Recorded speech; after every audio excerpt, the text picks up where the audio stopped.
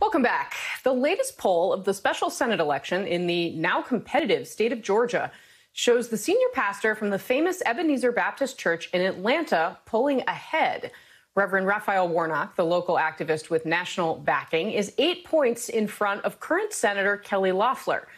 In the latest Quinnipiac poll, Warnock comes in at 31% in a field of 5 candidates, riding a wave of endorsements that include former Presidents Barack Obama and Jimmy Carter.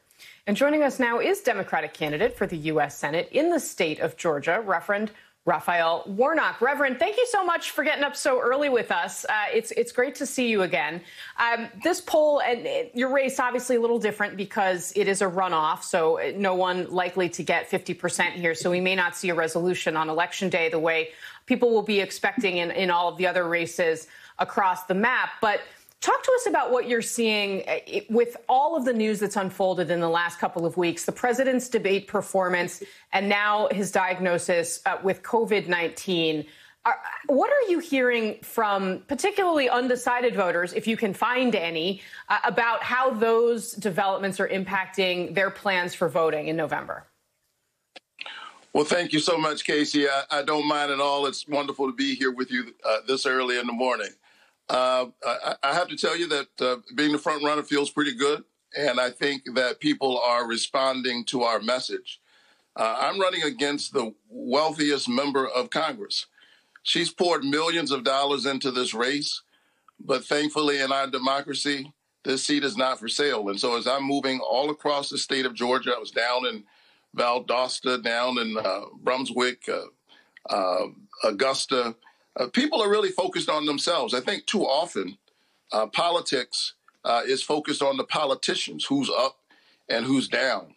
But the folk who are trying to just work it out, sitting around their kitchen tables this morning, having to deal with the high cost of prescription drugs because Big Pharma is sitting in the seat too often of power.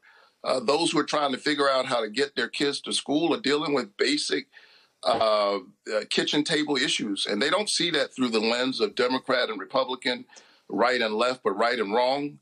And in this moral moment, they're looking for leadership. And I'm deeply honored to offer myself for service yet again.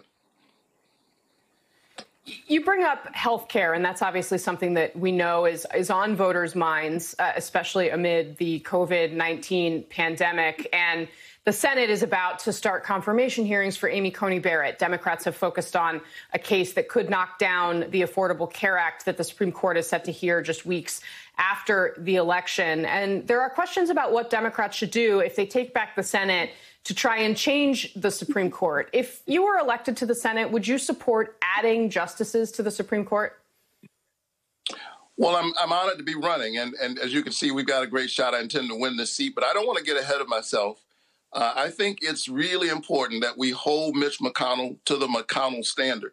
I didn't think I'd ever be saying that about anything, but in this case, he needs to be consistent. He is the one who insisted that we should wait until the election, let the people weigh in 2016.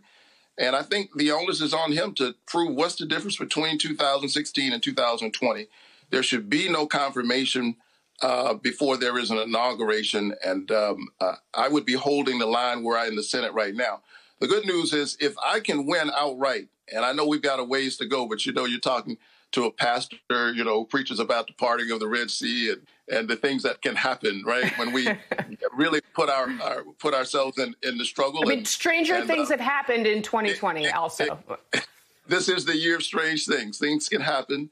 And if I win outright on November 3rd, because this is a special election, I would be seated immediately and could conceivably be there to weigh in on this. And, we're reminded just how important this is. There will be a hearing on the Affordable Care Act a week after the election. The stakes could not be higher. All right, Reverend Warnock, thank you very much, sir. We really appreciate it. And we will, of course, be following your race very closely in the weeks to come. We also welcome interviews with